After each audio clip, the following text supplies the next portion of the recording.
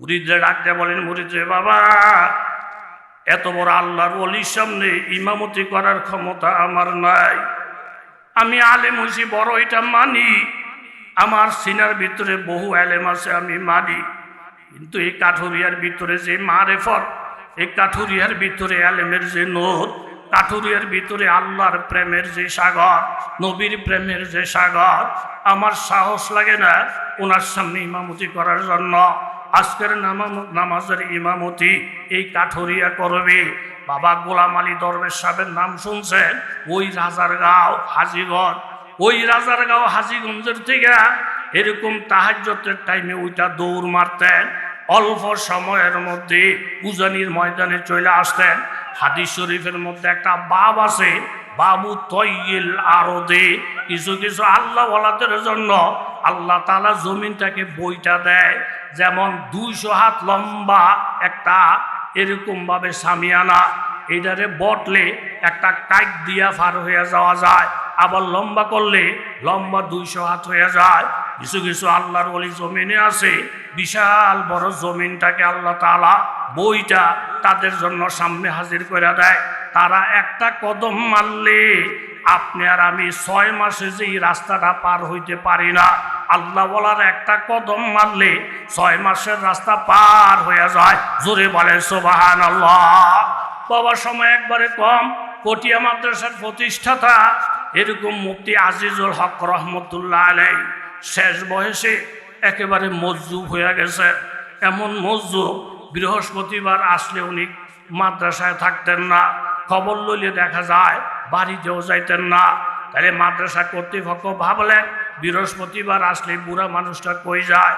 খাদেমেরে বলছে, তুই হুজুরের দিক লক্ষ্য কইরা কইরা পিছনে পিছনে হাঁটবি, একবারে কাছেও না একবারে দূরেও না, কোথায় যায় খবরটা শুধু দিবি।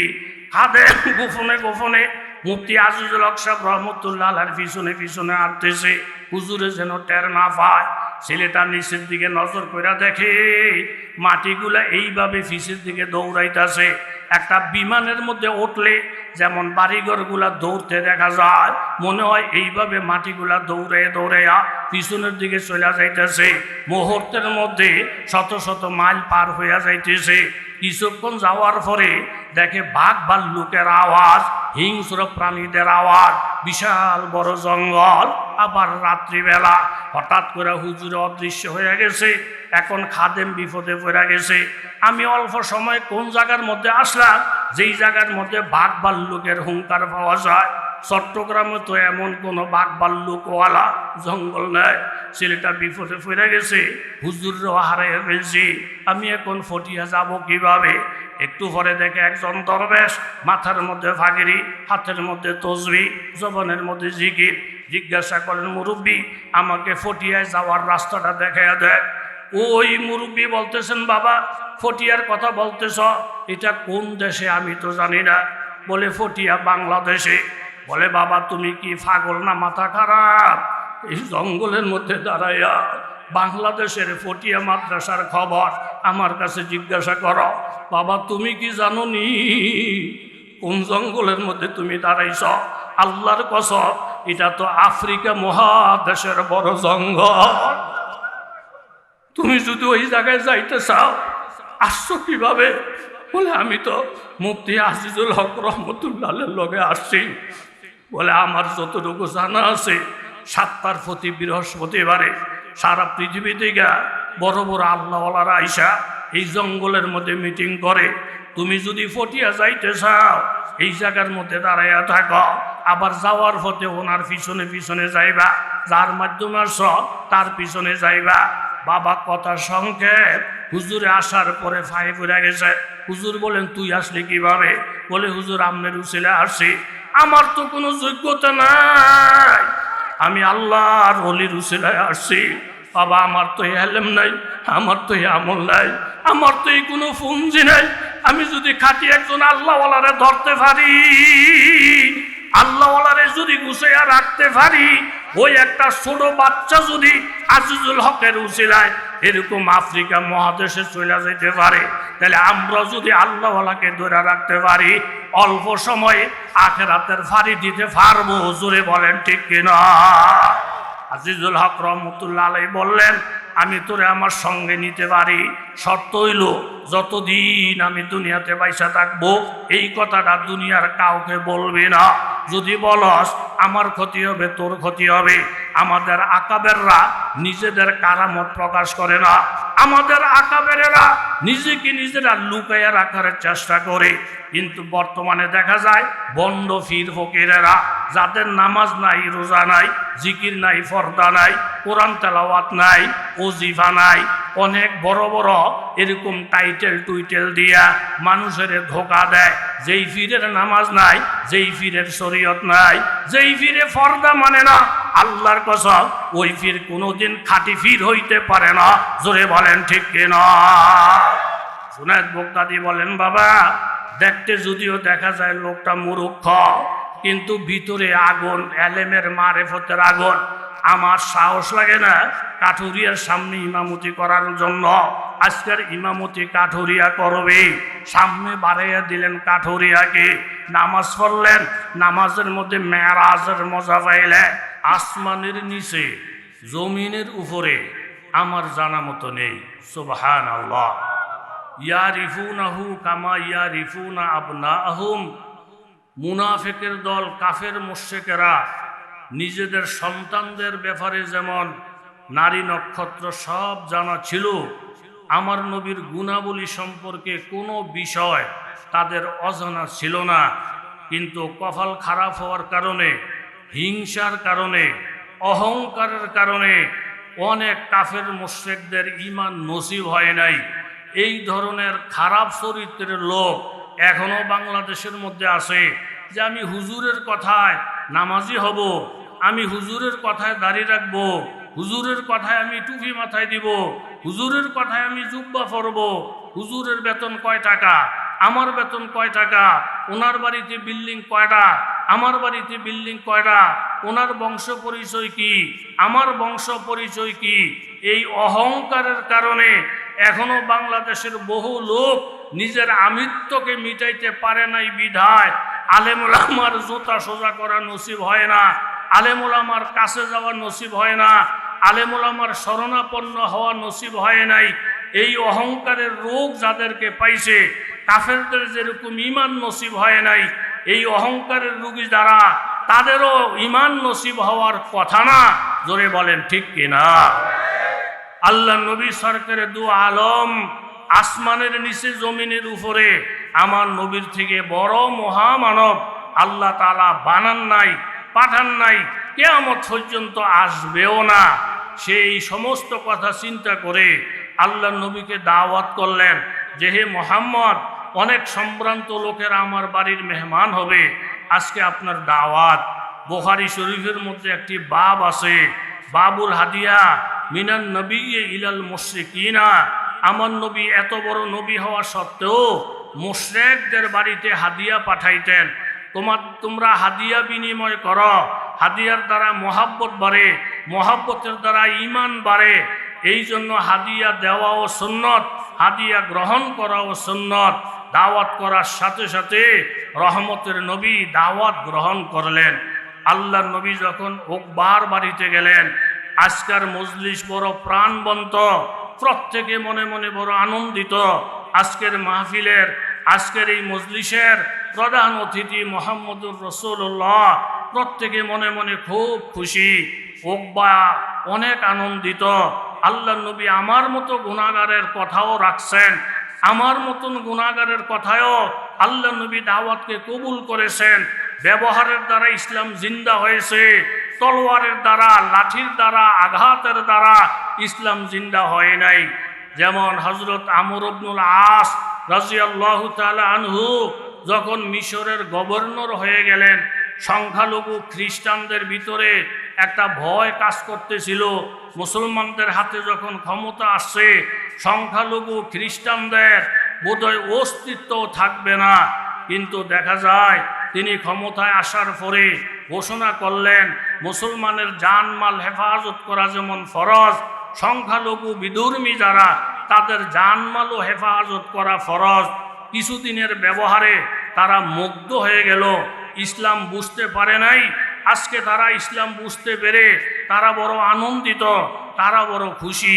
হঠাৎ করে আমর ইবনুল আসের কানে আসলো মিশরের চৌরাস্তায় মিছিলের আওয়াজ চলছে। জিজ্ঞাসা করলেন কিসের মিছিল? বলে খ্রিস্টানেরা মিছিল করতেছে, তাদের ঈসা নবীর একটা মূর্তি মিশরের চৌরাস্তায় ছিল, কে বা কাহারা মূর্তির নাক ভেঙ্গে দিছে, এই জন্য তারা আন্দোলন করে। আমর ইবনুল আস বললেন তাদেরকে ডাকাও, তাদের মনের দুঃখ আমার কাছে বলতে বলো। আসার পরে জিজ্ঞাসা করলেন তোমাদের মূর্তির নাক কে ভাঙছে? বলে আমাদের জানা নাই, সাক্ষী নাই, প্রমাণ নাই, বিচারটা আমি কিভাবে করব? ঠিক আছে, ভাঙ্গা নাকটাকে জোড়া লাগাইতে যা টাকা লাগবে সেটা আমি বহন করব। তারা অস্বীকার করলো যে ভাঙ্গা নাক জোড়া দিলে সেটা আগের নাকের মতো হবে না, সেটা আমরা মানি না। আমর ইবনুল আস রাদিয়াল্লাহু বললেন তাইলে আস্তে একটা মূর্তি বানাইয়া দিতে যা লাগবে সেটার খরচ আমি বহন করব। বলে সেটাও আমরা মানি না। তোমরা কি মানো? বলে আমরা মুহাম্মদুর রাসূলুল্লাহর একটা মূর্তি বানাবো, বানাইয়া মুহাম্মদুর রাসূলুল্লাহর মূর্তির নাক এইভাবে ভেঙ্গে দিব, আমাদের যিশু খ্রিস্টের নাক যেভাবে ভেঙ্গে দেওয়া হয়েছে। আমর ইবনুল আস রাদিয়াল্লাহু এতক্ষণ পর্যন্ত ধৈর্য ধারণ করছেন, যখন আবার নবীর সাথে অবমাননাকর কথা বললেন সাথে সাথে অগ্নিশর্মা হয়ে গেলেন, রাগ হয়ে গেলেন। আমাদের নবীর মূর্তি বানাইবা যেটা শরীয়তের বরখেলাপ, নবীর মূর্তির নাক ভেঙ্গে দিবা। হে খ্রিস্টানের দলেরা, এতক্ষণ ভালো ব্যবহার দেখাইছি, কিন্তু নবীর বিরুদ্ধে যদি কথা বলো, আল্লাহর বিরুদ্ধে কথা বলো, কুফিদারির বিরুদ্ধে কথা বলো, আলেম ওলামার বিরুদ্ধে কথা বলো, তুমি যেই হও না কেন তোমার সাথে আপোষ করব না, বরং নবীর বিরুদ্ধে কথা বললে সে যদি আমার বাবাও হয় বাবার সাথেও আপোষ করব না। বলে এই জন্য আমরা ভালায় খুব ভালো, কিন্তু দিন শরীয়তের উপর আঘাত আসলে তখন আমরা মাইনে নিতে পারি না। এটা নবীর আদর্শ নয়, সাহাবীদের আদর্শ নয়।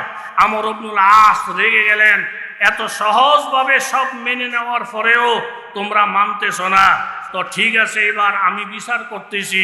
তোমাদের মূর্তির নাক কে বা কাহারা ভাঙলো, সাক্ষী প্রমাণ নাই, তোমাদের মূর্তির নাকের বিনিময়ে আমি আমর ইবনুল আস আমার নিজের নাকটা কেটে দিব। এতে কি তোমরা রাজি? সব খ্রিস্টানরা লাফাইয়া উঠলো, এর থেকে ভালো বিচার এর থেকে পাও না, আমাদের আর কিছু হইতে পারে না। মুসলমান অত্যন্ত চিন্তায় পড়ে গেলেন। মা বোনেরা রোজা মান্যত করলেন, এরকম নফল নামাজ পড়তে আরম্ভ করলেন। তাদের মূর্তির নাক ভাঙ্গার বিনিময়ে আমিরুল মুমিনিনের নাক কাটা হবে, এত ঠগ আমাদের, এতভাবে আমরা পয়সা গেলাম, কেন উনি এই সিদ্ধান্তের মধ্যে গেলেন?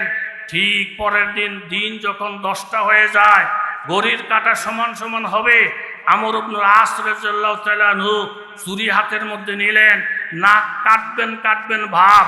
ঠিক এই টাইমে পিছনের থেকে একজন যুবক দাঁড়ায় গেলেন, ও আমিরুল মুমিনিন আমর ইবনুল আস, আপনি আপনার নাকটা কাটবেন না, আমাকে আপনার কাছে আসার সুযোগ দেন।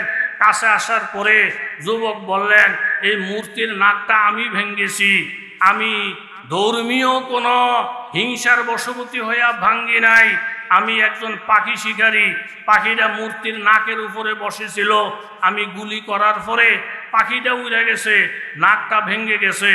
এই যে দেখেন ভাঙ্গা নাকের অবশিষ্ট অংশ এখনো আমার হাতের মধ্যে আছে। এই অপরাধে যদি আমাকে নাক কাটতে হয়, আমার নাক আমি কাটবো, আপনি তো অপরাধী না, আপনার নাক আপনি কাটবেন না, আমার নাকটা কাটা দেন। এই হাজার হাজার খ্রিস্টানেরা এই যুবকের এই সততা দেখে আমিরুল মুমিনিন অমুসলমানের উপরে এই মানবতা দেখাইলেন। এই দুইজনের অবস্থা দেখে হাজার হাজার খ্রিস্টান একসঙ্গে বললেন, ও আমর ইবনুল আস, আপনার নাকও কাটার দরকার নাই, যুবকের নাকও কাটার দরকার নাই, আপনাদের আদর্শ দেখে আমরা হাজার হাজার খ্রিস্টান এই মুহূর্তে কলমা পড়ে মুসলমান হয়ে গেলাম। সুবহান আল্লাহ। নবী রহমতের নবী দাওয়াত গ্রহণ করলেন। উকবা ইবনে আবি মুঈত বড় খুশি হয়ে গেলেন যে আল্লাহ নবীর এত বিরোধিতা করার পরেও নবী আমাকে অবমূল্যায়ন করেন নাই, আমার কথা রাখছেন, আমার বাড়িতে আসছেন। এখন বললেন, হে মুহাম্মদ, এখন আমার একটা প্রস্তাব, আমার বাড়ির খাবার আপনি খেতে হবে। তখন আল্লাহর নবী বলেন, ও উকবা ইবনে আবি মুঈত, আমি তোমার মন রক্ষা করেছি, তোমার দাওয়াত থেকে তোমার মনে কষ্ট দেই নাই, তোমার মনকে আমি প্রফুল্ল করেছি, কিন্তু আমি তোমার বাড়ির খানা খাইতে পারবো না যতক্ষণ পর্যন্ত তুমি কলমা পড়ে মুসলমান না হইবা। তোমার কাছে আমার একটাই চাওয়া, তোমার কাছে আমার একটাই পাওয়া, সেটা হলো তুমি কলমা পড়বা। আখিরাতে আমি তোমার উপকার করব, আমিও তোমার উপকারে আসব এবং তোমার জীবনটাও উপকার হবে। আল্লাহ নবীর উদ্দেশ্য মানুষকে হেদায়েত করা। উকবা ইবনে আবি মুঈত দেখলো, এই মুহূর্তে যদি আল্লাহর নবী না খেয়ে চলে যায়, এটা আমার জন্য বড় বদকিসমত, আমার জন্য বড় দুর্ভাগ্য। তখন সে আল্লাহর নবীর সামনে দাঁড়াইয়া বললেন, ইয়া রাসূলুল্লাহ, আপনার নূরানি চেহারা দেখার সাথে সাথে, আপনার সোহবত পাওয়ার সাথে সাথে আল্লাহওয়ালারা যদি কোনো এলাকার জমিনটা ফারাইয়া যায়, কোনো আল্লাহওয়ালার চেহারা দেখার সুযোগ যদি আল্লাহ তাআলা আমাকে করিয়া দেয়, কোনো আল্লাহওয়ালার সাথে মুসাফা যদি আমার নসিব হইয়া যায়, কোনো আল্লাহওয়ালার সাথে ভালোবাসা যদি আমার নসিব হইয়া যায়, এটাও হেদায়েতের কারণ হয়। আল্লাহ নবীকে পাইয়া, আল্লাহ নবীর চেহারা দিয়া উকবার মন নরম হয়ে গেছে। সাথে সাথে উকবা আল্লাহ নবীর কলমা পড়িয়া মুসলমান হইয়া যায়। উকবা মুসলমান হওয়ার সাথে সাথে সমস্ত মুসলমানের কলিজা ঠান্ডা, আল্লাহ নবীর কলিজা ঠান্ডা, আরশ কুরসি পর্যন্ত থরথর করে কাঁপে। এত বড় শত্রু নবীর আজকে নবীর সঙ্গে কলমা পড়ে মুসলমান হয়ে গেছে। তাহলে আল্লাহ ওয়ালার সোহবত পাইয়া, আল্লাহ নবীর সোহবত পাইয়া উকবার কপাল খুলে গেল, কলমা পড়ে মুসলমান হয়ে গেল। একটু পরে উকবার আরেকজন বন্ধু আছে, ওই বন্ধুর নাম উবাই ইবনে খালফ। যেই উবাই ইবনে খালফ হযরতে বেলাল হাবশী রাদিয়াল্লাহু তাআলা আনহুকে এরকম ভাবে খোলা শরীরের মধ্যে রাইখা উত্তপ্ত বালির মধ্যে শোয়াইয়া উপরে বড় বড় পাথরের চাপ দিয়া বেলালকে কষ্ট দিতেন। আর বেলালে হাবশী বলতেন, সদা হাজারা দামে বাসাত বরকদম চুতু বামা ইনা বাসাত হিচে গম, সদা হাজারা দামে বাসাত বরকদম চুতু বামা ইনা বাসাত হিচে গম। হে আল্লাহ, তুমি যদি আমার সঙ্গে থাকো, আমার অঙ্গ প্রত্যঙ্গ যদি আগুনের মধ্যে জ্বলে, তুমি যদি আমার সঙ্গে থাকো, আমার দেহকে যদি চামড়া উঠাইয়া ফেলা হয়, তুমি মাওলা আমার কলবের মধ্যে থাকলে সমস্ত আঘাতগুলো আমার জন্য শান্তিদায়ক হয়ে যায়। আর বারবার বলতেন আহাদ আহাদ। এই উবাই ইবনে খালফর নিষ্ঠুর কাফের উকবার বাড়িতে গিয়া শুনে উকবা আল্লাহ নবীর কাছে কলমা পড়া মুসলমান হয়ে গেছে। কথাটা শোনার সাথে সাথে উকবাকে উবাই বলতেছেন, উবাই, ও উকবা, তুমি নাকি মুহাম্মদের কলমা পড়ছো? বলে, হা। তুমি যদি মুহাম্মদের কলমা পড়ে থাকো, তাহলে তুমি মুহাম্মদের সাথে চলো, আমি তোমার সাথে চলবো না। ওই টাইমে উকবা যদি এই কথা বইলা দিত, আমি মুহাম্মদের কলমা পড়ছি, মুহাম্মদের সাথে আমি চলবো, তোমার মন চাইলে আমার সাথে তুমি চলো, মন না চাইলে আমার সাথে চলো না। তোমার মতো কাফেরের মন রক্ষা করতে গিয়া আমি নবীর মনে কষ্ট দিতে পারি না। ওই নাস্তিক মুরতাদদেরকে খুশি করতে গিয়া আমি আলেম ওলামার মনে কষ্ট দিতে পারি না। এইভাবে মালাউনদেরকে খুশি করতে গিয়া আমি মুসলমানদেরকে কষ্ট দিতে পারি না। আমেরিকারে খুশি করতে গিয়া আল্লাহ ওয়ালাদেরকে কষ্ট দিতে পারি না। কিন্তু উকবা উবাইকে ডাক দিয়ে বলেন, উবাই, মুহাম্মদও আমার দরকার, আর তোমার মতো বন্ধু আমার দরকার। আমি তোমার সাথেও চলতে চাই, তুমি কি হইলে চলবা? বলে, আমি তোমার সাথে চলবো, তুমি যদি মুহাম্মদকে ছেড়ে দাও, মুহাম্মদের কলমা যদি ফালাইয়া দাও। তখন উকবা বলতেছে, আমি তোমার মতো কাফেরের ঠিক রাখতে গিয়া প্রয়োজনে মুহাম্মদের কলমা ছেড়ে দিব, তবুও তোমার মতো বন্ধু আমার দরকার। বেনামাজি বন্ধুকে ঠিক রাখতে গিয়া যদি কেউ নামাজি বন্ধুকে ছেড়ে দেয়, নাস্তিকের ঠিক রাখতে গিয়া কেউ যদি আলেমকে ছেড়ে দেয়, বেঈমানকে খুশি করতে গিয়া কেউ যদি আল্লাহওয়ালাকে ছেড়ে দেয়, তার কপালের মধ্যে আগুন আছে। জোরে বলেন ঠিক কিনা? ওই কাফেরের খুশি করতে গিয়া যেই ওকবা কলমা নসিবে হইয়া গেছিল, সেই কপাল ফোরা ওকবা আল্লাহ নবীকে বলে, ও মুহাম্মদ, আমি তোমার কলমা ফিরাইয়া দিলাম। তোমার সাথে চলতে গিয়া আমার অনেক বন্ধু বান্ধব ছুটা যায়, আমি বন্ধু বান্ধব ছাড়তে পারবো না। এখন ওকবাকে বলতেছে, উবাই ওকবা, ও ওকবা, মুখের কথা বললে হবে না, মোহাম্মদের চেহারার মধ্যে থুতু মারো, মাইরা এই কথা বলো, ও মুহাম্মদ, আমি তোমার দলে নাই, আমি তোমার কলমার মধ্যে নাই। ওই কাফেরের কথা রক্ষা করতে গিয়া ওই কপাল ফোরা ওকবা কলমা ফইরা ঈমান গ্রহণ করার পরে আমার নবীর চেহারার মধ্যে থুতু মাইরা ওকবা বলতেছো, মুহাম্মদ, আমি তোমার কলমা ফিরিয়ে দিলাম, আমি তোমার চেহারার মধ্যে থুতু মারলাম। সাথে সাথে আল্লাহ তাআলা সূরাতুল ফুরকানের এই 3টা আয়াত নাজিল করলেন, ইয়াউমা ইয়াদুজ জালিমু আলা ইয়াদাইহি। ও ওকবা কপাল ফোরা, খারাপ বন্ধুর সাথে চইলা আজকে নবীরে হারাইয়া ফেললা, খারাপ মানুষের সাথে চইলা পীর মাসে এক হারাইয়া ফেললা। এই জন্য আল্লাহ তাআলা কোরআনের মধ্যে বলেন, ফাদখুলি ফি ইবাদি ওয়াদখুলি জান্নাতি। তোমরা যেই কোনো একজন আল্লাহওয়ালার গ্রুপের মধ্যে ঢুকে যাও, হয় উজানের গ্রুপের মধ্যে ঢুকো, চরমনার গ্রুপের মধ্যে ঢুকো, যেই কোনো একজন আল্লাহওয়ালার গ্রুপের মধ্যে ঢুকে যাও, ফাদখুলি ফি ইবাদি ওয়াদখুলি জান্নাতি। কোন আল্লাহওয়ালার গ্রুপের মধ্যে যদি ঢুকতে পারো, নিঃসন্দেহে তুমি জান্নাতের মেহমান হইবা। জোরে বলেন সুবহানাল্লাহ। তখন আল্লাহ তাআলা ঘোষণা করলেন, ইয়াউমা ইয়াদুজ জালিমু আলা ইয়াদাইহি। এই ওকবার মতন যারা জালেম কাফেরদের কথা রক্ষা করতে গিয়া নবীর সাথে বিরোধিতা করছে, আলেমদের সাথে বিরোধিতা করছে, তাদের পরিণামটা যখন দেখবে আফসোস করে আঙ্গুল কামড়াইয়া কামড়াইয়া হাত পর্যন্ত কামড়াইতে থাকবে। আর এই কথা বলবে, ইয়াকুলু ইয়া লাইতানি ইত্তাখাযতু মা'আর রাসূলি সাবিলা। আমি কাফেরের সাথে বন্ধুত্ব না কইরা আমি যদি মুহাম্মদুর রাসূলুল্লাহর সাথে বন্ধুত্ব করতাম, আল্লাহওয়ালাদের সাথে বন্ধুত্ব করতাম, তাইলে আমি গুনাহগার হইয়াও আল্লাহওয়ালাদের কারণে আজকে জান্নাতে যাইতাম। জোরে বলেন ঠিক কিনা? জুনায়েদ বাগদাদী রহমতুল্লাহ আলাইহি ওনার এক মুরিদকে সঙ্গে নিয়ে সফরে গেছেন। পথের মধ্যে গেছেন নামাজের টাইম। জুনায়েদ বাগদাদী বললেন, দেখো তো এখানে কোনো মুসল্লি পাওয়া যায় কিনা। বলে, হুজুর, বাড়িঘর তো নাই, মুসল্লি পাবো কোথায়? তবে ওই পাহাড়ের উপরে একজন লোক লাকড়ি কাটতেছে দেখা যায়। জুনায়েদ বাগদাদী বলেন, ওই লোকটাকে সালাম জানাও, নামাজের দাওয়াত দাও।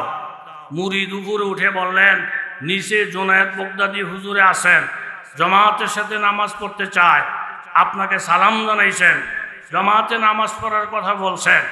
কথাটা শোনার সাথে সাথে কাঠুরিয়া কুড়ালটা পিছনের দিকে ফেলে দৌড়ে আসলেন। আইসে বলেন, হুজুর, আমরা তো গরিব মানুষ, কাজ করি, ভাত খাই, জামাতে বলে নামাজ পড়বেন? বলে, হা। হুজুর, দেরি করেন না, দাঁড়াইয়া যান, আমার কাজের খুব তাকিদ, কাজের উপরে আমার জীবিকা নির্ভর, রিজিক নির্ভর। হুজুরে বলেন, এই মুরিদ, এ বলদ ধরে আনসুক করতে গা, হে আইসেই দিন নামাজে দাঁড়াইয়া যেতে চায়, এ কি উজু করবো না, এসনরা করবো না, হে আইসেই দি ডাইরেক্ট নামাজ নামাজ নামাজ, নামাজের জন্য কি উজু লাগবো না? উজু তো ফরজ। জুনায়েদ বাগদাদী বলেন, এই মিয়া, নামাজ তো পড়বেন ভালো কথা, উজু কইরা আসেন আগে, উজু তো ফরজ। কাঠুরিয়া বলতেছেন, হুজুর, উজুর কথা বললেন? বলে, হা। বলে, হুজুর, মুসলমান যে অজু ছাড়া থাকে এটা আপনার কাছে শুই না, আমার কাছে বড় আশ্চর্য লাগে। জোরে বলেন সুবহানাল্লাহ। সালেহাতু সঙ্গে বুদি দিল খারাস, সালেহাতু সঙ্গে বুদি দিল খারাস, আজমুদা এক জমানা খাক বাস, জুস মে আয় জুদুরিয়া রহমকা, গিবের সদসা আল্লাহু ফখরে আউলিয়া। জুনায়েদ বাগদাদী অবাক হয়ে গেলেন। একজন কৃষক লোক, একজন শ্রমিক লোক, একজন লেবার লোক। লোকটা বলতেছে, মুসলমান উজু ছাড়া থাকে, এটা কেমন কথা? আমরা ছোটবেলায় যখন উজানি এলাকায় যাইতাম, দেখতাম যারা হাল চাষ করে তাদের হরণের মধ্যে পায়জামা থাকতো, তাদের মাথার মধ্যে টুপি থাকতো, আবার টুপির উপরে পাগড়ি থাকতো। একজন কৃষক হাল চাষ করতেছে আর জিকির আজকার করতেছে, হাল চাষ করতেছে আর জিকির আজকার করতেছে। বাবা, আল্লাহর জান্নাত পাওয়ার জন্য বড় মুফতি সাহেব হওয়া কোনো ফরজ না, বড় মুহাদ্দিস সাহেব হওয়া কোনো ফরজ না, বড় বড় আলেম হওয়া কোনো ফরজ না। আমার কাছে যদি এলেম অল্প থাকে আর যদি আল্লাহওয়ালার সোহবত থাকে, আল্লাহওয়ালার জোতা সোজা করার যদি অভ্যাস থাকে, তাইলে আমি একজন কাঠমিস্ত্রি হইয়াও জান্নাতে হইতে পারি, আমি একজন অটোর ড্রাইভার হইয়া জান্নাতের মেহমান হইতে পারি। সমাজের মানুষ আমাকে দাম দেয় না, সমাজের মানুষ আমাকে মূল্যায়ন করে না, কিন্তু দেখা যায় তার কলবের ভিতরে আল্লাহ পাকের মারিফতের নূর, তার কলবের মধ্যে আল্লাহ পাকের জিকির। সে যখন লা ইলাহা বইলা ডাকটা দেয়, তার কলবের মধ্যে আল্লাহর মারিফতের আগুন জ্বলা ওঠে। এই জন্য মানুষ আল্লাহওয়ালা হওয়ার জন্য বড় বড় ডিগ্রি কোনো শর্ত না।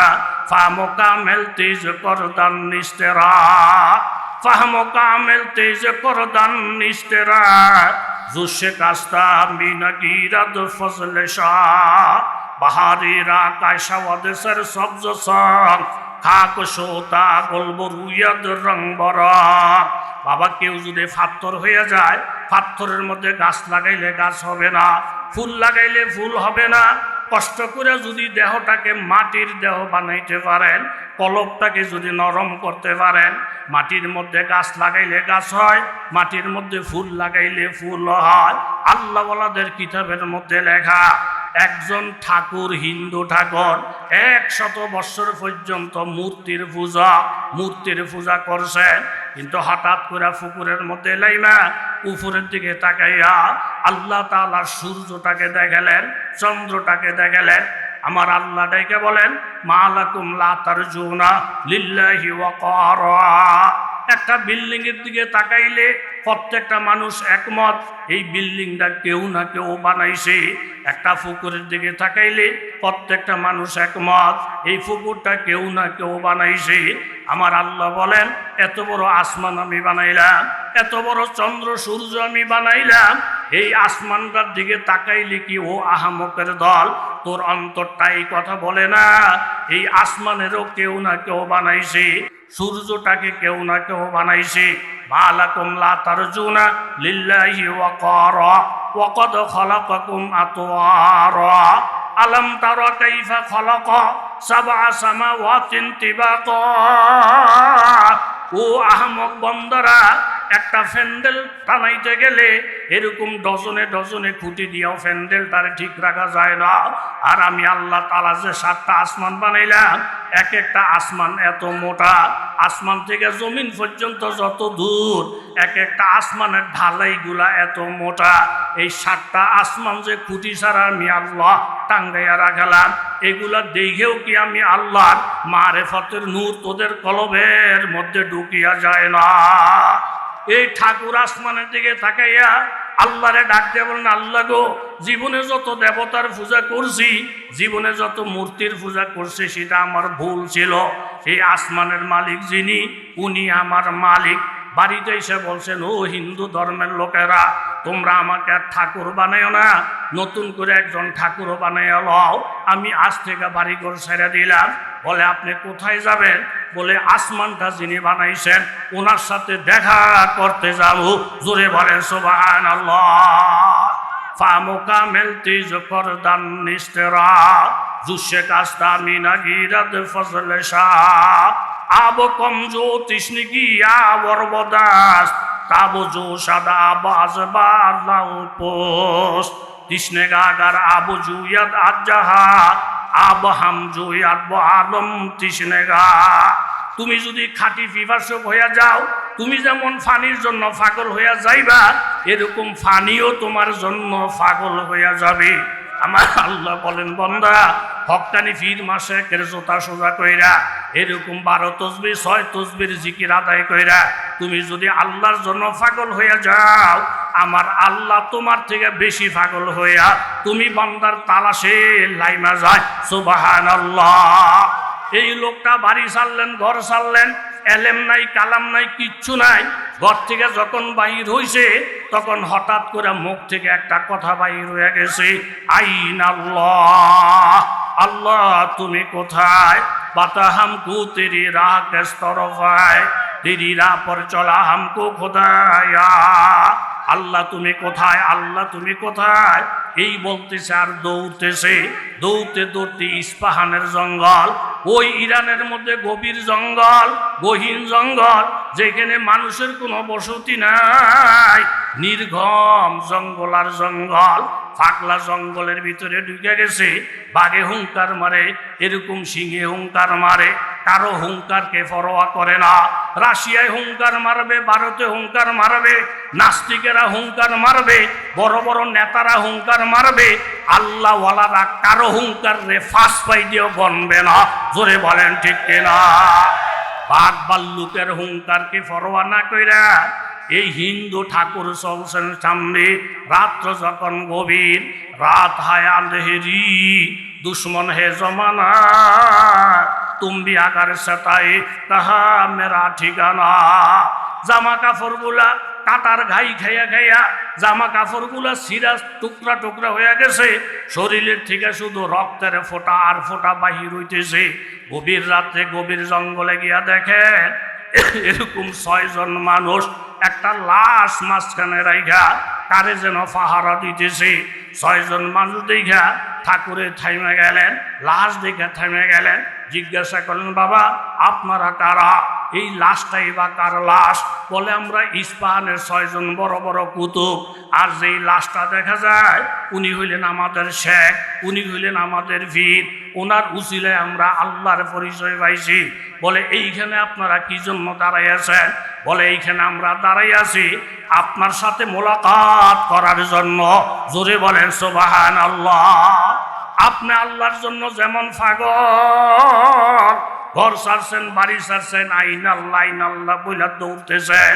বাবা, যুবক বাবারা, মুরব্বী বাবারা, অন্তরের মধ্যে আল্লাহর প্রেম আর ভালোবাসা নিয়ে ঘর থেকে যখন মসজিদের দিকে যাবেন, কলবের মধ্যে জিকিরটা নিয়ে যখন মসজিদের মধ্যে যাবেন, যেই আল্লাহর জন্য পাগল হয়ে মসজিদে গেলেন, সিজদার মধ্যে গেলে মনের একটা হালাত হবে, রুকুর মধ্যে গেলে মনের একটা হালাত হবে। এই হালাতটা নিয়ে যখন 2টা হাত উপরে উঠাবেন, অটোমেটিক চোখের মধ্যে পানি আসবে। যেহেতু আপনি তো কাউকে না কাউকে পাওয়ার জন্য মসজিদে গেছেন, হুজুর আমরা আপনার জন্যই দাঁড়াইয়া আসি। আপনি আল্লাহর জন্য যেমন পাগল, আল্লাহ আপনার জন্য পাগল। কিন্তু কুফর আর শিরিকের কারণে আল্লাহ আপনার সাথে ধরা দিতে পারতেছে না। এই মুশকের পানি দিয়া গোসল করেন, গোসল করার পরে কলমা পড়েন, মুশকের পানি দিয়া গোসল করলেন আর কলমা পড়লেন। কলমা পড়ার পরে এই 6 জন কুতুবেরা বললেন, আমাদের ফিসাব বলে গেছেন এমন একজন কুতুব দৌড়ে আসবে কাফের।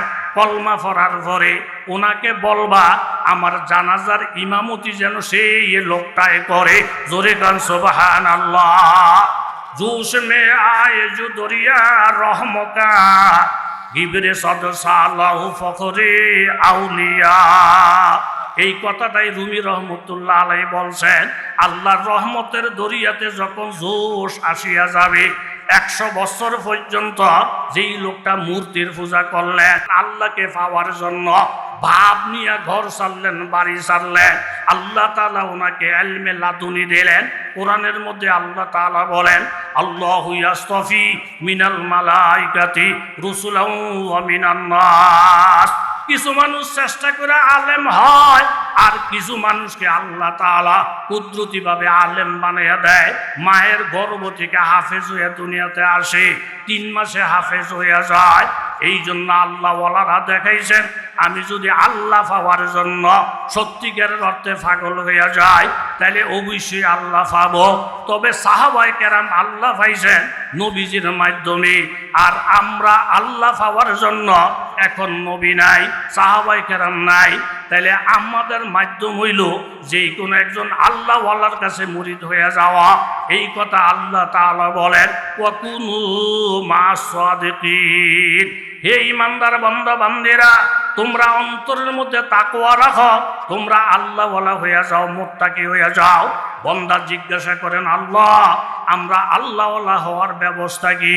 তখন আল্লাহ তাআলা নিজে বলেন, ওয়াকুনু মা'আস সাদিকিন, যেই কোনো আল্লাহওয়ালার কাছে যাও, আত্মসমর্পণ করো, মনের হালাত বইলা বইলা পরিবর্তন হও। আল্লাহওয়ালার কাছে গেলে আল্লাহ তোমাকে আল্লাহওয়ালা বানিয়ে দিবেন। জোরে বলেন ঠিক কিনা? জুনায়েদ বাগদাদী রহমতুল্লাহ আলাইহি অবাক হয়ে গেলেন।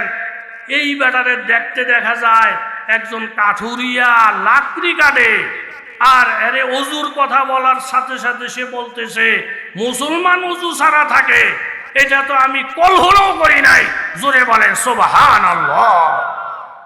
জুনায়েদ বাগদাদী রহমতুল্লাহ আলাইহি বলেন, হে মুরিদ, আমার একটু সুযোগ দে, আমি মুরাকাবা করি, এর কলবের হালাতটা আমি একটু পর্যবেক্ষণ করি। এরকম হালাত পর্যবেক্ষণের কিছু আধ্যাত্মিক শক্তি আল্লাহ তাআলা ওলি আল্লাহদেরকে দিয়েছেন। আহলে সুন্নতুল জামাতের আকীদা কারামাতুল আউলিয়ায়ে হক্কুন, ওলি আল্লাহদের কাশফ কারামত সত্য, নবী রাসূলদের মুজিজা ও সত্য। কলবের দিকে মোরাকাবা করে দেখেন, লোকটা যদিও গরিব, লোকটা যদিও বড় আলেম না, কিন্তু তার পুরাটা কলবের মধ্যে আল্লাহ পাকের মারিফতের নূর দাউ দাউ করে জ্বলতেছে। জোরে বলেন সুবহান। মুরিদরে ডাকতে বলেন, মুরিদরে বাবা, এত বড় আল্লাহর ওলির সামনে ইমামতি করার ক্ষমতা আমার নাই। আমি আলেম হইছি বড়, এটা মানি, আমার সিনার ভিতরে বহু আলেম আছে, আমি মানি, কিন্তু এই কাঠুরিয়ার ভিতরে যে মারিফত, এই কাঠুরিয়ার ভিতরে আলেমের যে নূর, কাঠুরিয়ার ভিতরে আল্লাহর প্রেমের যে সাগর, নবীর প্রেমের যে সাগর, আমার সাহস লাগে না ওনার সামনে ইমামতি করার জন্য। আজকের নামাজের ইমামতি এই কাঠুরিয়া করবে। বাবা গোলাম আলী দরবেশ সাহেবের নাম শুনছেন? ওই রাজারগাঁও হাজীগঞ্জ, ওই রাজারগাঁও হাজীগঞ্জের থেকে এরকম তাহাজ্জুদের টাইমে ওইটা দৌড় মারতেন, অল্প সময়ের মধ্যে উজানির ময়দানে চলে আসতেন। হাদিস শরীফের মধ্যে একটা বাব আছে, বাবু তৈয়িল আরদে, কিছু কিছু আল্লাহওয়ালাদের জন্য আল্লাহ তাআলা জমিনটাকে বইটা দেয়, যেমন 200 হাত লম্বা একটা এরকম ভাবে সামিয়ানা, এইটারে বটলে একটা কাইট দিয়া পার হয়ে যাওয়া যায়, আবার লম্বা করলে লম্বা 200 হাত হয়ে যায়। কিছু কিছু আল্লাহর ওলি জমিনে আছে, বিশাল বড় জমিনটাকে আল্লাহ তাআলা বইটা তাদের জন্য সামনে হাজির করে দেয়। তারা একটা কদম মারলে আপনি আর আমি 6 মাসে যে রাস্তাটা পার হইতে পারি না, আল্লাহ বলার একটা কদম মারলে 6 মাসের রাস্তা পার হয়ে যায়। জোরে বলে সুবহানাল্লাহ। বাবার সময় একবারে কম, পটিয়া মাদ্রাসার প্রতিষ্ঠাতা এরকম মুফতি আজিজুল হক রহমতুল্লাহ আলাইহি শেষ বয়সে একেবারে মজজুব হয়ে গেছে। এমন মজজুব, বৃহস্পতিবার আসলে উনি মাদ্রাসায় থাকতেন না, খবর লইলে দেখা যায় বাড়িতেও যাইতেন না। তাহলে মাদ্রাসা কর্তৃপক্ষ ভাবলেন বৃহস্পতিবার আসলে বুড়া মানুষটা কই যায়। খাদেমেরে বলছে, তুই হুজুরের দিক লক্ষ্য কইরা কইরা পিছনে পিছনে হাঁটবি, একবারে কাছেও না একবারে দূরেও না, কোথায় যায় খবরটা শুধু দিবি। খাদেম গোপনে গোপনে মুফতি আজিজুল হক সাহেব রহমতুল্লাহ আলাইহির পিছনে পিছনে হাঁটতেছে, হুজুরে যেন টের না পায়। ছেলেটা নিচের দিকে নজর কইরা দেখে মাটিগুলা এইভাবে পিছের দিকে দৌড়াইতেছে। একটা বিমানের মধ্যে উঠলে যেমন বাড়িঘরগুলা দৌড়তে দেখা যায়, মনে হয় এইভাবে মাটিগুলা দৌড়ে দৌড়ে পিছনের দিকে চলে যাইতেছে। মুহূর্তের মধ্যে শত শত মাইল পার হইয়া যাইতেছে। কিছুক্ষণ যাওয়ার পরে দেখে বাঘ ভাল্লুকের আওয়াজ, হিংস্র প্রাণীদের আওয়াজ, বিশাল বড় জঙ্গল। আবার রাত্রিবেলা হঠাৎ করে হুজুরে অদৃশ্য হয়ে গেছে। এখন খাদেম বিপদে পড়ে গেছে। আমি অল্প সময় কোন জায়গার মধ্যে আসলাম, যেই জায়গার মধ্যে বাঘ ভাল্লুকের হুঙ্কার পাওয়া যায়। চট্টগ্রামে তো এমন কোনো বাঘ ভাল্লুকওয়ালা জঙ্গল নেই। ছেলেটা বিপদে পড়ে গেছে, হুজুরও হারিয়ে ফেলছি, আমি এখন ফটিয়া যাব কিভাবে? একটু পরে দেখে একজন দরবেশ, মাথার মধ্যে ফাগিরি, হাতের মধ্যে তসবিহ, জবানের মধ্যে জিকির। জিজ্ঞাসা করেন, মুরব্বী আমাকে ফটিয়ায় যাওয়ার রাস্তাটা দেখাইয়া দেয়।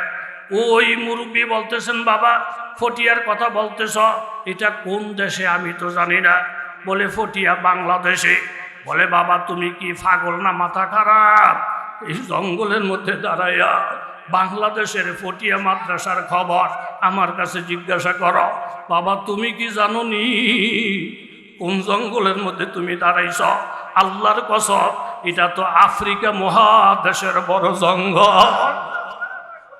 তুমি যদি ওই জায়গায় যাইতে চাও আসছো কিভাবে? বলে আমি তো মুফতি আজিজুল হক রহমতুল্লাহের লগে আসছি।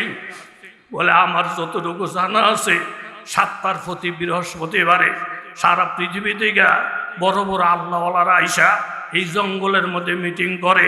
তুমি যদি ফটিয়া যাইতে চাও এই জায়গার মধ্যে দাঁড়াইয়া থাকো, আবার যাওয়ার পথে ওনার পিছনে পিছনে যাইবা, যার মাধ্যমে আস তার পিছনে যাইবা।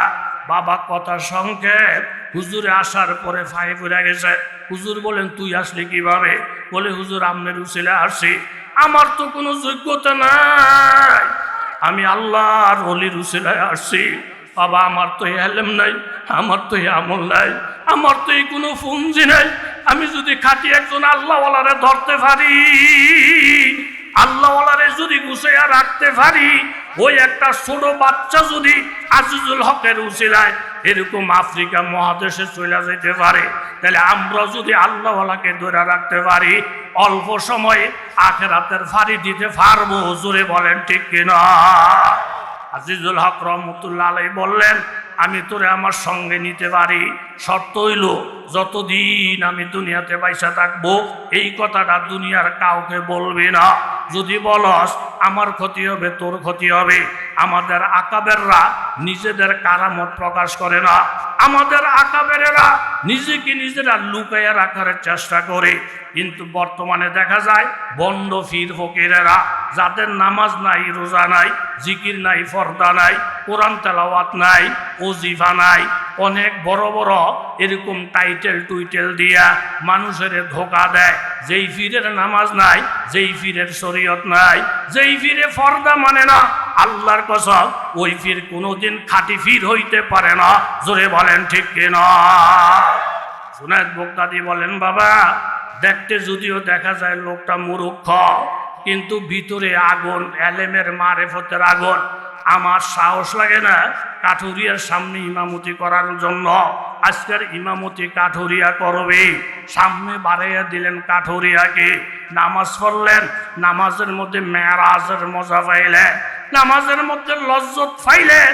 কারণ জিকির আজকারের দ্বারা যখন কলব তৈরি হবে, ওই কলবটা নিয়ে নামাজ পড়তে গেলে বাবা নামাজের মধ্যে নূর হবে। একজন সাহাবী জেহাদের মধ্যে গেছেন, জেহাদের মধ্যে চলে গেছেন, বাসর ঘর ধুইয়া বিবর পর জেহাদে চলে গেলেন, বাসর ঘর এখনো হয় নাই। জেহাদের থেকে আসার পরে নবীজি বললেন বলি জাউজিকা আলাইকা হক, তোমার বিবির প্রতি তোমার হক আছে, শ্বশুর বাড়িতে যাও। এখন শ্বশুর বাড়িতে আসলেন নতুন বিবি, আজকে তাদের বাসর ঘর। স্বামী বললেন দেখো বিবি, এখন তোমার সাথে আমার সংসার আরম্ভ হবে, তুমি যদি আমাকে অনুমতি দাও আমি শুকরিয়া হিসেবে 2টা রাকাত নামাজ পড়ে নেই। বিবি বললেন আমার কাছে বড় আনন্দ লাগছে, আমিও 2টা রাকাত নামাজ পড়ে নেই। আপনিও নামাজ পড়বেন ছোট ছোট সূরা দিয়া, আমিও নামাজ পড়বো ছোট ছোট সূরা দিয়া। লম্বা করলে আপনার কষ্ট হবে, আপনি লম্বা করলে আমার কষ্ট হবে।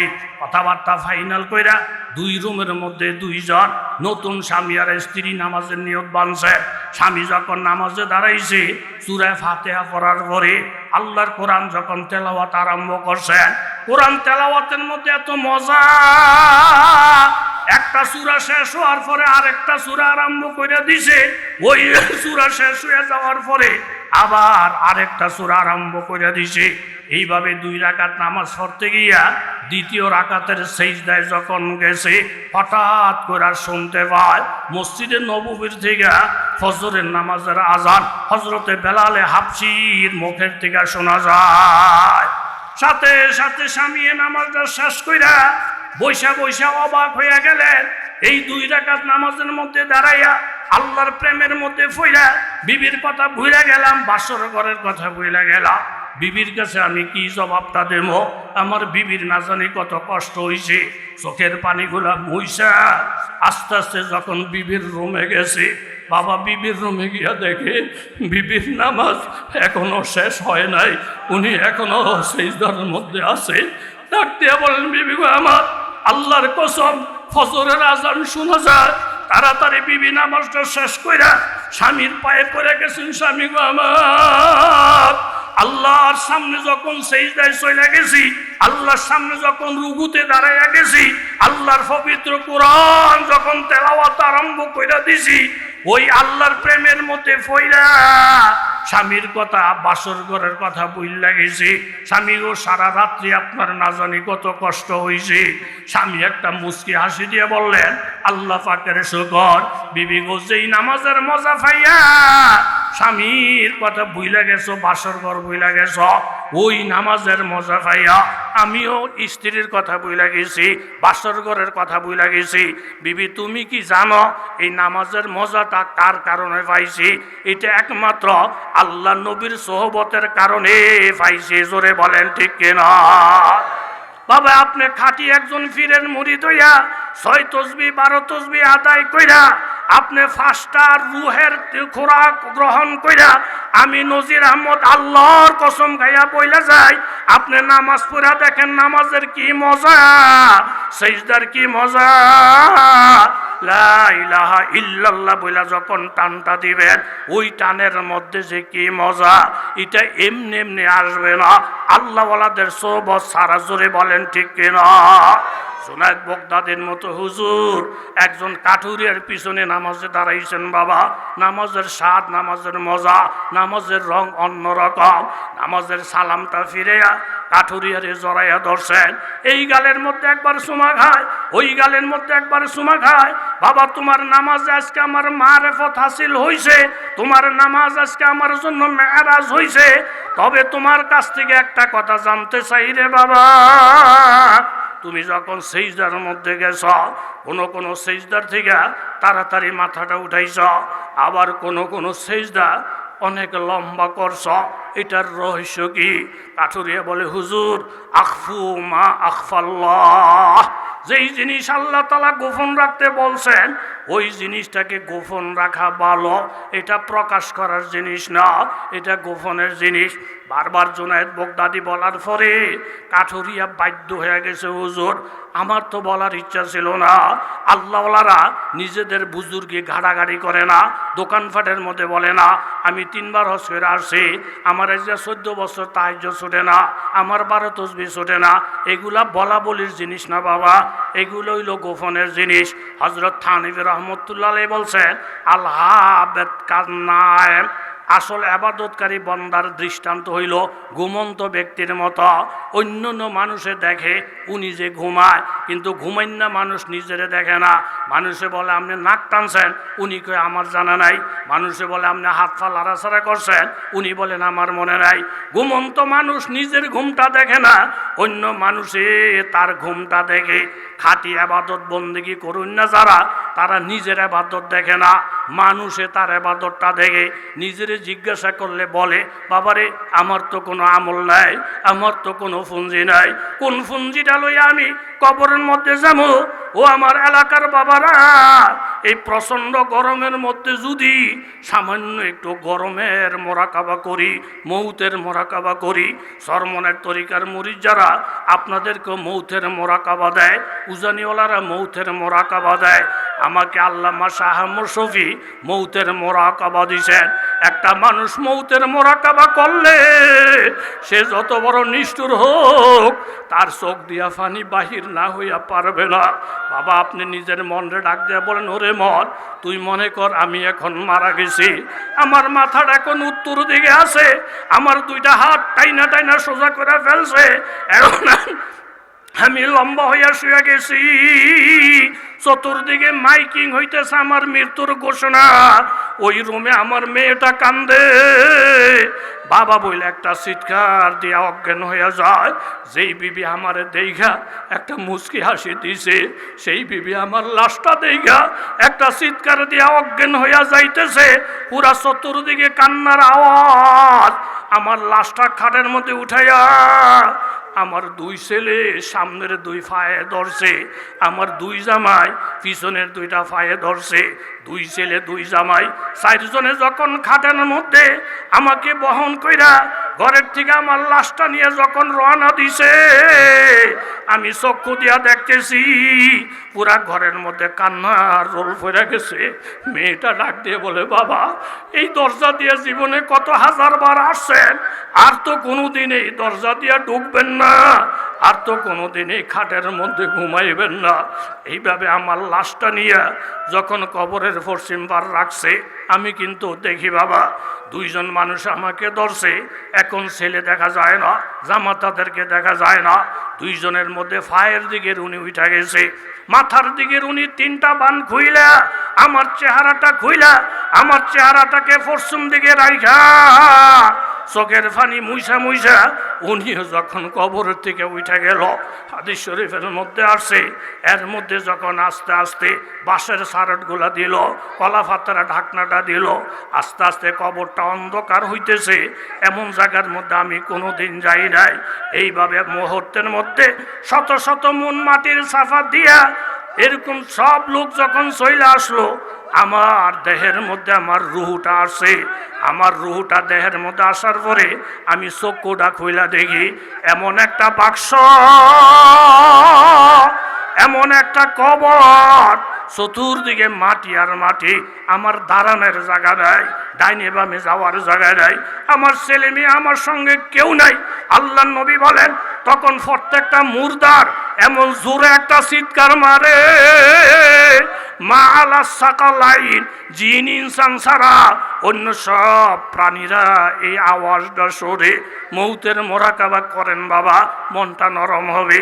আমার আল্লাহ তাআলা বলেন, ফাল্লাযিনা কাফারু, কাফের হইয়া যদি কবরে যাও, কুত্তিয়াত লাহুম সিয়াবুম মিন নার, তোমারে আগুনের একটা পোশাক পরিধান করা হবে। ইউসাব্বু মিন ফাওকি রুসিহিমুল হামিম, মাথার মধ্যে গরম পানি ডালা হবে, এত গরম এত গরম।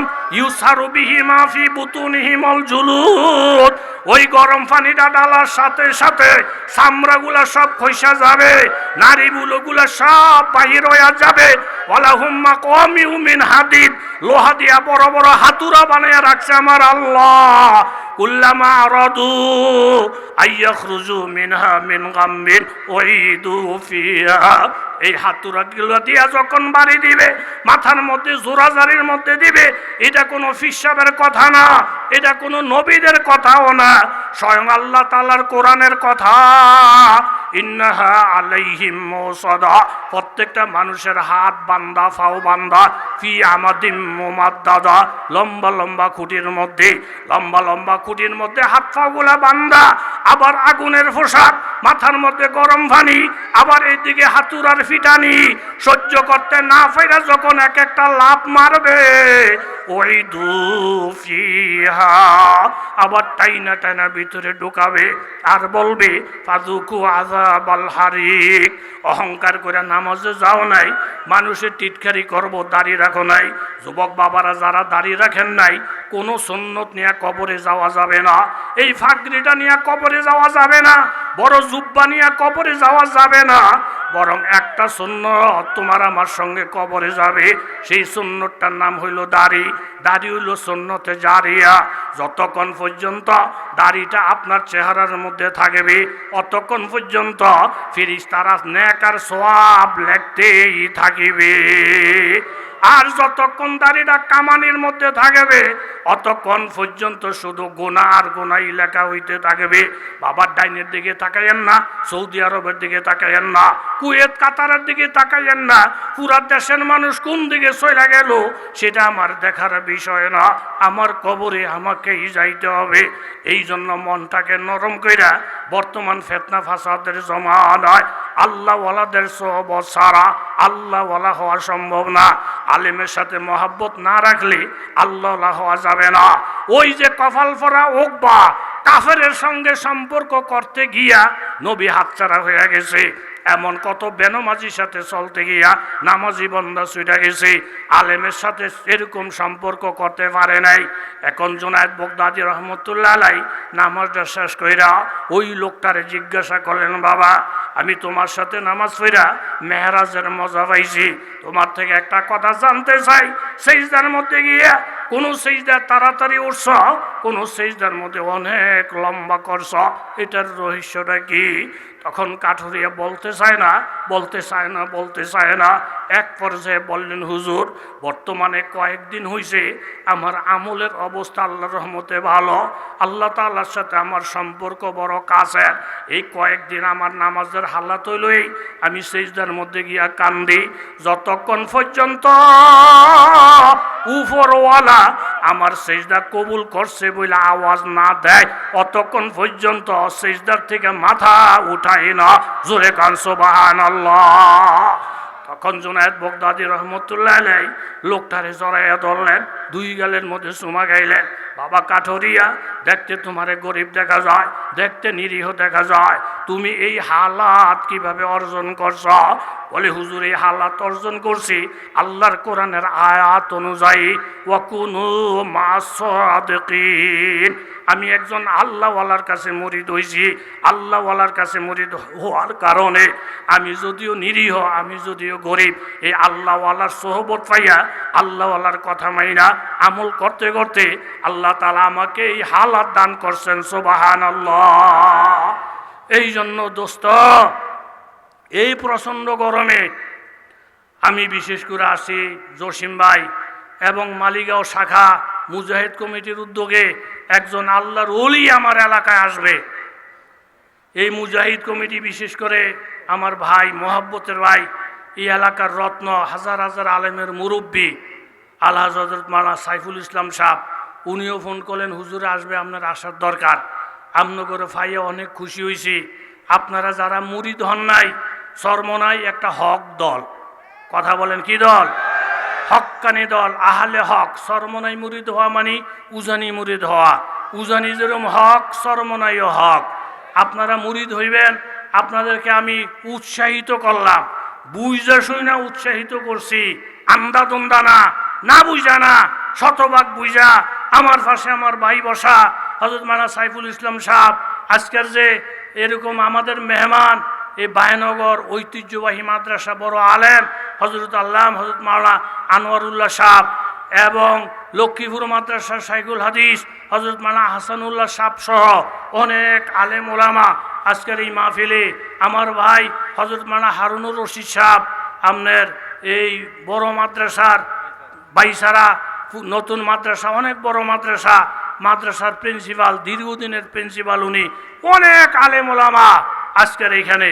একজন বন্ড ফির যদি আসতো, আমার 1 লাখ টাকা দিয়া বন্ড ফিরের মজলিসে আনতে পারতো? কথা কন না গা? এই আলেম ওলামা, বুখারী শরীফের রিওয়ায়াত, আল্লাহ তাআলা যদি কাউকে ভালোবাসে, জিবরাইল ফেরেশতাকে বলে দেয়, আমি উমুকেরে ভালোবাসি, হে ফেরেশতারা তোমরা ভালোবাসো। তখন ফেরেশতারা জমিনওয়ালাদেরকে বলে দেয়, তখন জমিনওয়ালাদের মধ্যে এরকম একে অপরকে ভালোবাসে। বলছেন আলেম ওলামা যদি কাউকে ভালোবাসে, তাইলে ধইরা নাও এই লোকটা আল্লাহওয়ালা। তাহলে চরমনার মুরিদের মধ্যে, মাহফিলের মধ্যে হক্কানি আলেম ওলামা আছে না নাই? অনেক মুরিদের জিজ্ঞাসা করি, আপনি হেন মুরিদ হয়েছেন কেমনে, কি দেখা? হুজুর আপনি গেছিলেন না? আমি না। হুজুর এইবার 150 গরু হয়েছে, 150 গরু হয়েছে। আপনাকে মাহফিলে কটা হয়েছে? আমি 5টা। কয় একটা ফির মুরিদের দরবার হইল। আমি যে জায়গাত গেছি হেন 150 গরু হয়, 300 গরু হয়। এ গরুর মেলা দেখা মুরিদ হওয়ার কথা না আমল দেখা? কথা বলেন, কি দেখা? আমল দেখা। আল্লাহর অশেষ মেহেরবানি, বন্ড ফির ফকিরদের আস্তানা। মানুষের এখন বুঝ আইসা গেছে, মানুষ এখন আগের দিনের মতন নাই, নামাজ নাই, রোজা নাই, জট, সিগলওয়ালা, কলকিওয়ালা, ওই সমস্ত দিন ফুরে গেছে। কথা জোরে বলেন, ঠিক কিনা? এখন আপনারা সোচ্চার, আপনারা চৌকান্না। হক্কানি ফির আমাদের এলাকায় আসতেছে, এটা আমাদের এলাকার জন্য অনেক সৌভাগ্যের বিষয়। এরকম আপনারা যারা শর্ষিনা মুরিদ হন, শর্ষিনা আমাদের বাপ চাচা আপনজন অনেক আছে না, শর্ষিনার মুরিদ আপনারা হন, কিন্তু যেই ফিরের নামাজ নাই, শরীয়ত মানে না, ফর্দা মানে না, গাঞ্জা খায়, বেসরা পীর ফকিরদের কাছে আমরা কেউ মুরিদ হব না। এই সহি নিয়ত কার কার আছে হাত তুলে দেখা। নারায়ে তাকবীর, নারায়ে তাকবীর। আপনাদের কাছে করজোরে অনুরোধ, আলেম ওলামার সাথে সুসম্পর্ক বাড়াইবেন। নিয়ত আসেনি? হুজুর সাল্লাল্লাহু আলাইহি সাল্লামকে জিজ্ঞাসা, উঠেন না আমি সময় দেবো। হুজুর এস্তেনজার আন রাজুলাইনে কানাফি বনি ইসরাইল, বনি ইসরায়েলের দুই ব্যক্তির সম্পর্কে রসুলকে জিজ্ঞাসা করলেন। আহাদুহুমা কানা আলেমান, একজন আলেম, এরপরে ইউসাল্লিল মাকতুবা সুম্মা ইয়াজলিসু ফায়ুআল্লিমুন নাস আল খায়ের, উনি ফরজ ওয়াজিব ফিরে ফিরে বাড়িয়া যায়, গিয়া কিতাব পড়ায়, বুখারী শরীফ পড়ায়, কোরআন শরীফ পড়ায়, এরকম বিভিন্ন মাসলা মাসাইল বয়ান করে, নফল বেশি পড়ে না। ওয়াল আখারু ইয়াসুমুন নাহার ওয়া ইয়াকুমুল লাইল, আরেকজন লোক আলেম না, সারা বছর রোজা রাখে, সারা রাত নফল ইবাদত করে। পাবলিকের মধ্যে দুইটা গ্রুপ, এক গ্রুপে কয় ফানি পড়া লাগে, দোয়া লাগে, এই বেটার থেকে ল, হেতে যদিও আলেম না কিন্তু 12 মাস রোজা, সারা রাত ইবাদত। এই হুজুরে যদিও বড় আলেম কিন্তু হেতার ইবাদত নাই। আর আলেমে যদি কোরআন শরীফ পড়ায়, এটা নফল নামাজের থেকে অনেক দাম। আলেম যদি কিতাব পড়ায়, এরকম 1000 রাকাত নফল নামাজের থেকে একটা ফেকার বাব অধ্যায় করা আরো দামি। কথা জোরে বলেন ঠিক না? কয় হুজুরের হুডুর হুডুর জায়গা, তাহিজ্জুদ পড়ে না, ইশরাক পড়ে না, আউয়াবিন পড়ে না। এই ভুলের মধ্যে কিন্তু আপনারা যায়েন না। আমরা সরমনের মুরিদ, আমরা দিয়ে আউয়াবিন পড়ি, আমরা 6 তাসবিহ আদায় করি, আর মসজিদের ইমাম হইয়া হেতি ভুরুস করে জায়গা গিয়ে কি রো হেনে মাদ্রাসাত পড়ায়, ও হেনে ফোলাফান কোরআন শরীফ পড়ায়। আর তাহিজ্জুদ পড়া, আউয়াবিন পড়া যেমন নেক, কোরআন শরীফ পড়া, কায়দা পড়া, তালিম দেওয়া, দিন শিখানো, এটা নফলের থেকে ইবাদত বেশি না কম? এই দুই দল গিয়া নবীর জিজ্ঞাসা করছে, হুজুর পাবলিকের দুইটা গ্রুপ হয়ে গেছে। এক গ্রুপ হেতে আলেম বড়, নফল ইবাদত পড়ে না দেখা কেউ হেতার কাছে দোয়ার লিগে যায় না। এই বেটা আলেম না, সারাদিন নফল পড়ে দেখা মানুষকে ফাড়ি ভরা লইয়া হেতার কাছে সিরিয়াল ধরে। হুজুর আমনের উপরে তো আর কেউ ফয়সলা দৌন্যা নাই, আইয়াহুমা আফজালু, এই দুইজনের মধ্যে কার দাম বেশি? নবী যার দাম বলবো, এটারে বার্গেনিং করার, তর্ক করার ক্ষমতা আমার নাই। তর্ক করলে ইমান শেষ। কথা কন ঠিক না?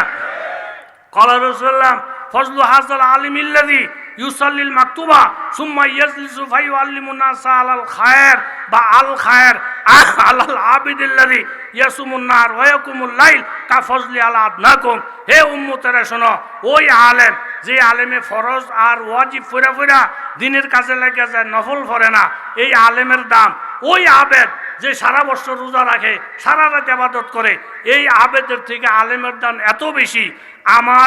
আমার দাম তোমাদের মধ্যে সাধারণ একজন সাহাবীর সাথে তুলনা করলে যেমন বেশি, এরকম ভাবে এই আবেদের থেকে আলেমের দাম এত বেশি। জোরে কর সুবহান।